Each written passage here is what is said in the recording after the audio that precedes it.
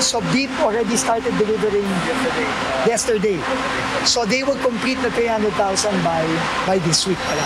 So kumpleto na yon. So dapat by next week, wala na tayong shortage ng Beep cards. Wala ng Beep card shortage sa susunod na linggo.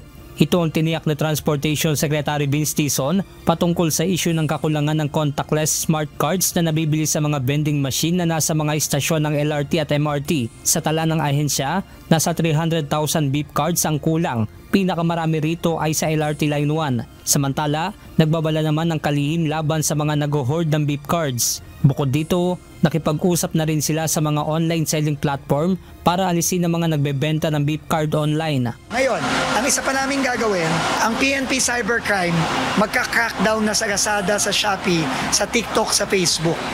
Magka-crackdown na kami at ipapasara na namin yung mga, we will order Lazada, Shopee, we will order them to close down these sites that sell the cards, no, the Beep cards.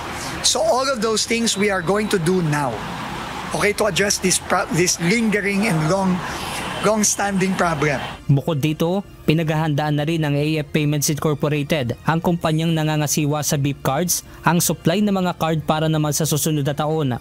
So makikipag-usap po tayo sa mga public transport operator ng LRT1, LRT2 and MRT3, ilan ang kakailanganing Beep card sa susunod na taon. So paghahandaan po natin ito. Sa susunod na buwan, inaasahan na ilulunsad na ang discounted Beep cards para sa mga estudyante, senior citizen at person with disability. Ganito ang itsura ng Beep card na may 50% discount na ilulunsad sa Setyembre. Para makabili nito, pumunta lamang sa mga ticketing booth sa lahat ng linya ng tren at magpakita lamang ng ID bilang katunayan na isang estudyante, PWD o senior citizen ang mag-a-avail nito. So, yon, very important for the students, ha? And it will be personalized. You will have your name here. Gagana to sa lahat. LRT1, LRT2, and MRT3. Kahit saan na to. And yun ang pinaka-importante. Automatic, nandito na yung 50% discount. Automatic na yon. Hindi na kailangan yung single journey ticket na lang palagi.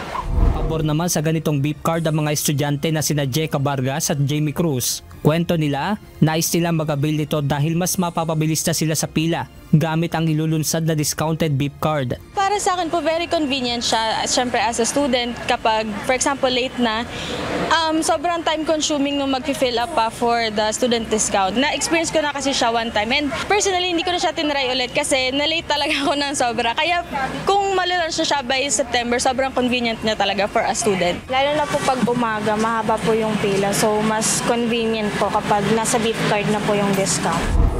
Samantala, sa pag-iikot kanina ni Dizon sa LRT2 Antipolo Station, sinabi nito na sa susunod na taon ay may posibilidad na isailalim na sa public-private partnership ang naturang linya ng tren. Ayon kay Dizon, sa ngayon ay nasa 18 hanggang 20 tren na lang ang umaandar dito. Ayon naman sa LRT Line 2 Management, nasa 190,000 ang daily passenger dito.